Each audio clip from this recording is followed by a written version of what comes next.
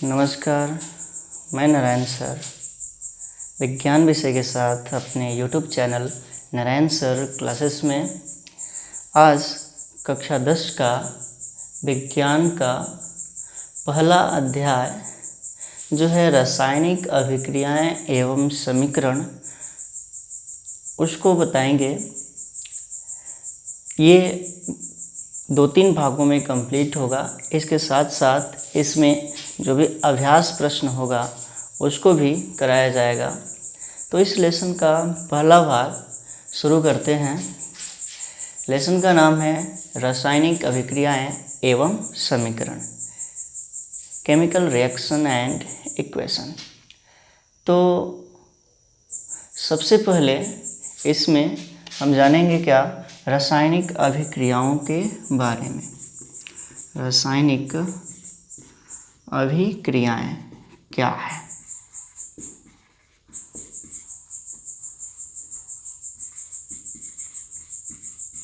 रासायनिक अभिक्रियाएं, तो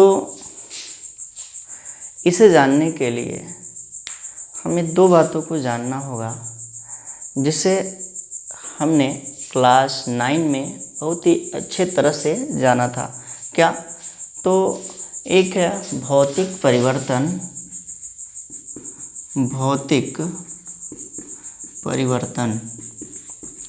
और दूसरा है रासायनिक परिवर्तन।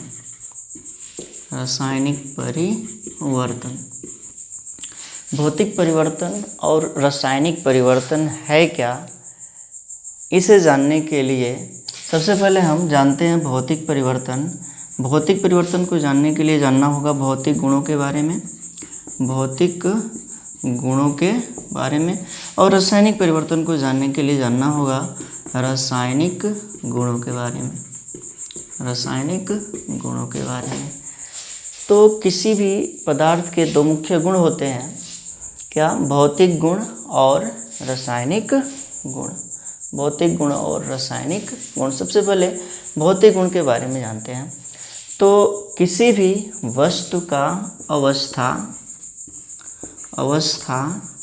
रंग, गंध आदि को बताने वाले गुणों को भौतिक गुण कहा जाता है। किसी भी वस्तु का अवस्था, रंग, गंध आदि बताने वाले गुणों को जो है भौतिक गुण कहा जाता है। जैसे कि अवस्था, किसी भी वस्तु की 3 मुख्य अवस्थाएं होती हैं। एक है ठोस, द्रव व गैस।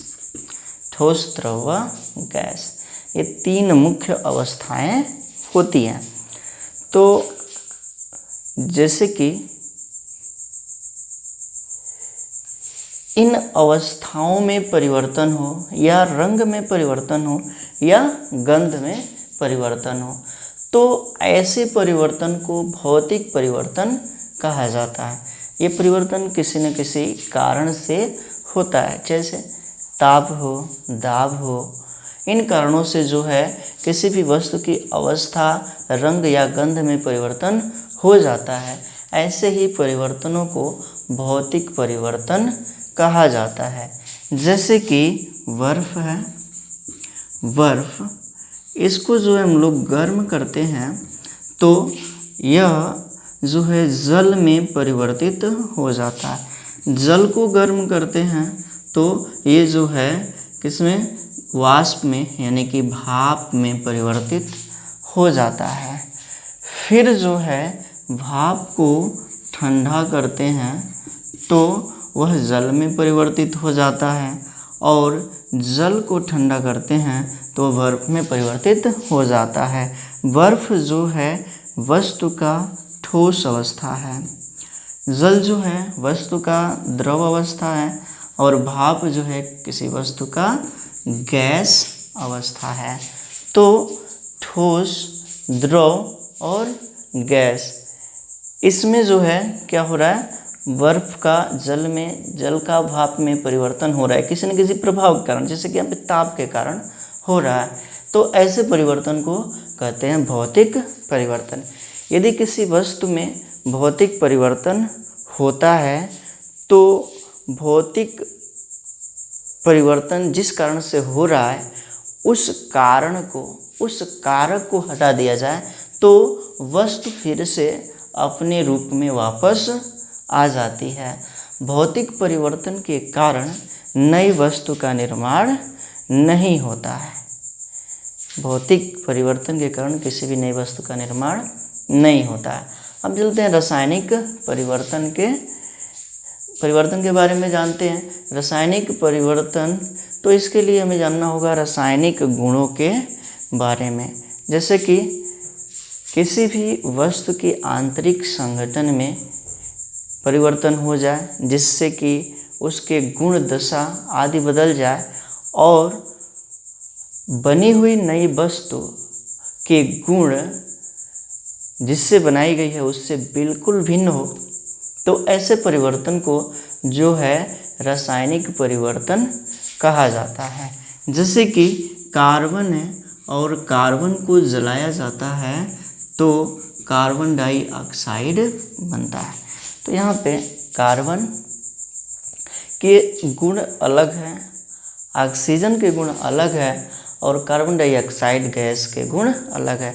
यहाँ पे क्या हुआ, दो पदार्थों के बीच अभिक्रिया होकर के नए पदार्थ का निर्माण हुआ। यानी कि कह सकते हैं कि रासायनिक परिवर्तन में क्या होता है, तो नए पदार्थों का निर्माण होता है और वे क्रियाएं जिसमें नए पदार्थ का निर्माण होता है उसे ही कहते हैं क्या, रासायनिक अभिक्रियाएं। यानी कि वे अभिक्रियाएं या वे प्रक्रियाएं जिसमें नए गुणधर्मों के पदार्थों का निर्माण होता है उसे जो है क्या कहते हैं, रासायनिक अभिक्रियाएं कहते हैं। अब हम जानेंगे रासायनिक अभिक्रियाओं के गुणों के बारे में। रासायनिक अभिक्रियाओं के गुण, ऐसे तो रासायनिक अभिक्रियाओं के बहुत से गुण होते हैं, इसमें हम 5 गुणों के बारे में बताएंगे और ये जो 5 गुण हैं किसी न किसी रासायनिक अभिक्रियाओं में अवश्य पाए जाएंगे। 1, 2 या 5 का 5 गुण जो होगा रासायनिक अभिक्रियाओं में अवश्य पाया जाएगा। सबसे पहले हैं क्या, तो गैस का उत्सर्जन। गैस का उत्सर्जन, गैस का उत्सर्जन यानी कि जब रासायनिक अभिक्रियाएं होती हैं तो गैस उत्सर्जित होती है। यानी कि गैस उन अभिक्रिया के दौरान बनती है और बाहर निकलती है। उसके बाद से है अवक्षेप का बनना। क्या, तो अवक्षेप का बनना, अवक्षेप का बनना। उसके बाद से जो है क्या है, तो तापमान में परिवर्तन। तीसरा होगा तापमान में परिवर्तन। यानी कि अवक्षेप क्या होता है इसके बारे में अभी डिटेल में बताएंगे। उसके बाद से क्या है, तो तीसरा परिवर्तन है क्या होगा, तो तापमान में परिवर्तन। कोई भी रासायनिक अभिक्रिया होगी तो पहले जो तापमान था अभिक्रिया के बाद तापमान में कुछ न कुछ परिवर्तन अवश्य हो जाएगा। उसके बाद से क्या है, अवस्था में परिवर्तन। चौथा है अवस्था में परिवर्तन। यानी कि रासायनिक अभिक्रियाओं के दौरान वस्तु एक अवस्था से दूसरी अवस्था में परिवर्तित होती है। और 5वां होगा रंग में परिवर्तन।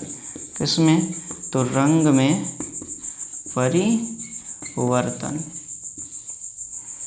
तो ये मुख्य रूप से 5 गुण है। कोई भी रासायनिक अभिक्रिया होगी इनमें से कोई न कोई एक गुणधर्म अवश्य उस अभिक्रिया में पाया जाएगा।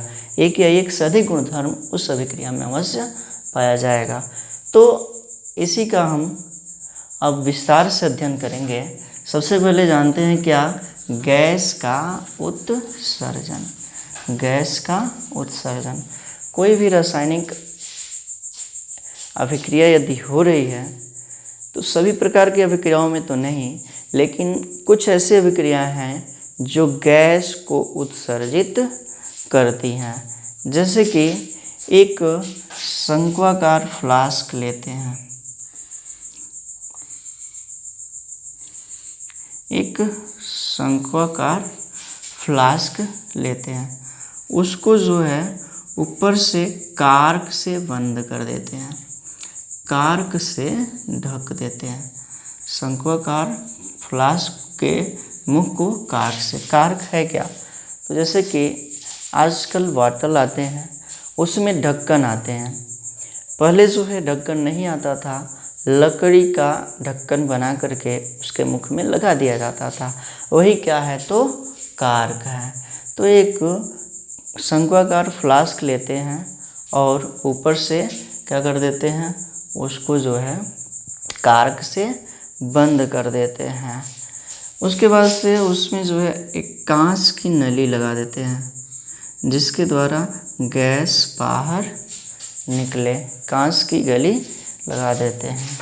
तो फ्लास्क में क्या करते हैं, जिंक के टुकड़े डालकर उसमें H2SO4 यानी कि सांद्र सल्फ्यूरिक अम्ल से उसे डुबो देते हैं, सांद्र सल्फ्यूरिक अम्ल से डुबो देते हैं। क्या है तो H2SO4 है। उसके बाद से ये सांद्र नहीं है, तनु सल्फ्यूरिक अम्ल है, तनु सल्फ्यूरिक अम्ल। क्या होता है, तेज़ी से इसमें से गैस निकलती है और वो गैस कौन सी होती है तो हाइड्रोजन गैस होती है। इसका अभिक्रिया भी हम दिखा देते हैं, जैसे कि ये जिंक के टुकड़े को जब तनु सल्फ्यूरिक अम्ल यानी कि H2SO4 में डाला जाता है तो बनता है क्या, ZnSO4 कि जिंक सल्फेट और हाइड्रोजन गैस बाहर निकलती है। तो यहाँ पे क्या हो रहा है, गैस का उत्सर्जन हो रहा है, कौन सी गैस का तो हाइड्रोजन गैस का। तो कहने का मतलब है कि यदि अभिक्रिया हो रही है तो बहुत सारी ऐसी अभिक्रियाएं हैं जो गैस उत्सर्जित करती है। तो ये क्या है, ये मुख्य गुण है कि रासायनिक अभिक्रियाएं जो होती हैं गैस का उत्सर्जन करती हैं। उसके बाद से दूसरा देखते हैं क्या, अवक्षेप का बनना। किसका तो अवक्षेप का बनना, गैस का उत्सर्जन हो गया, अवक्षेप का बनना ये है क्या, तो रासायनिक अभिक्रियाओं के दौरान जब कोई ठोस पदार्थ का निर्माण होता है जो जल या किसी भी विलयन में अविलेय होता है तो उसे ही अवक्षेप कहा जाता है।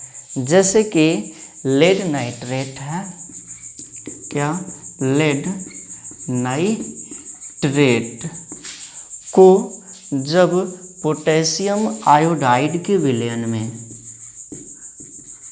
पोटेशियम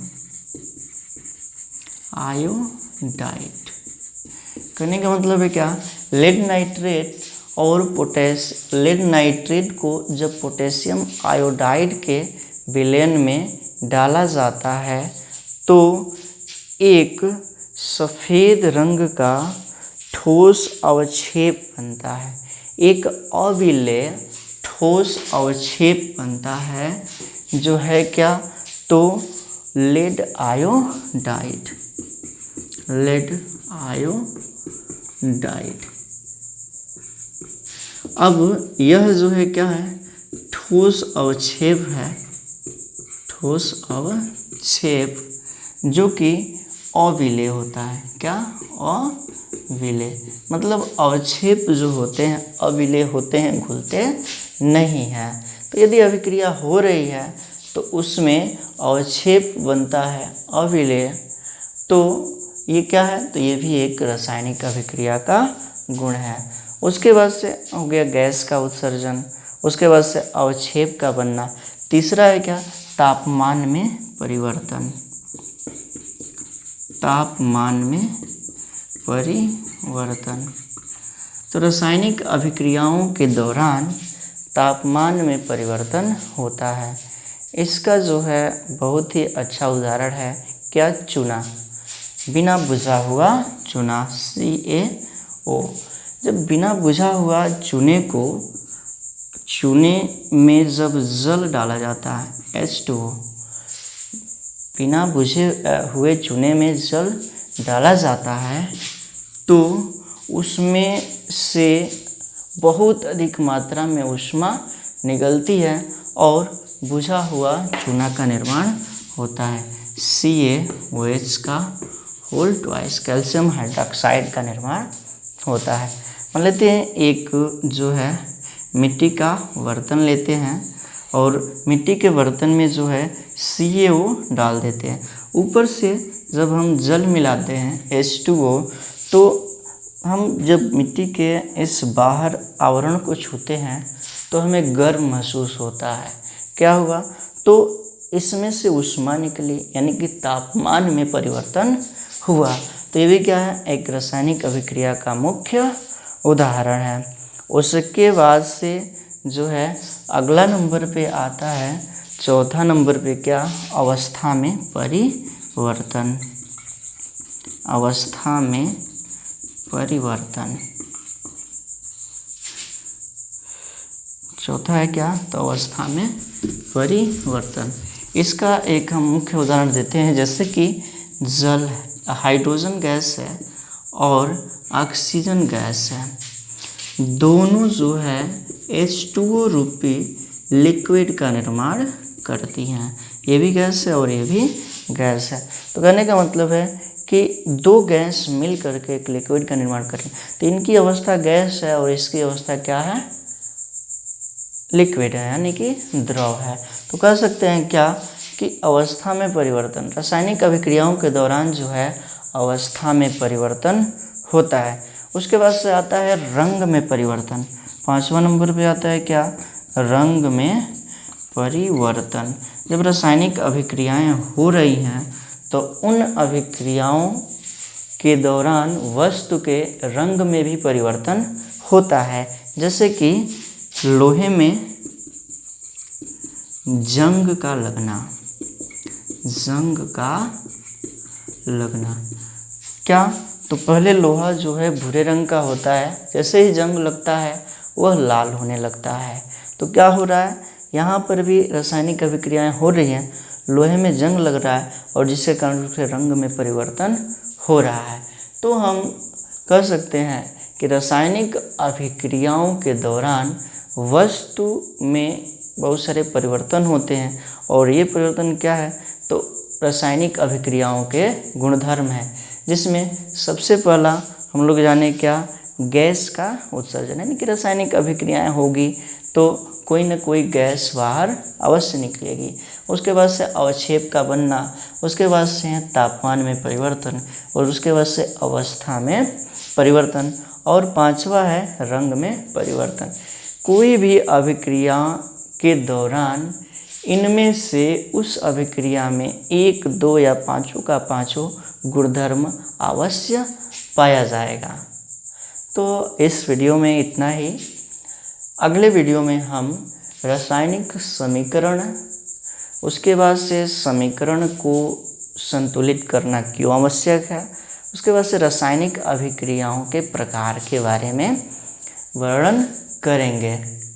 तो इस वीडियो में इतना ही रहने देते हैं। आप हमारे चैनल को जो है नारायण सर क्लासेस को सब्सक्राइब कीजिए और बेल आइकन को दबा दीजिए, जिसके कारण जो है हमारे वीडियो का नोटिफिकेशन आपके पास पहुंचता रहे।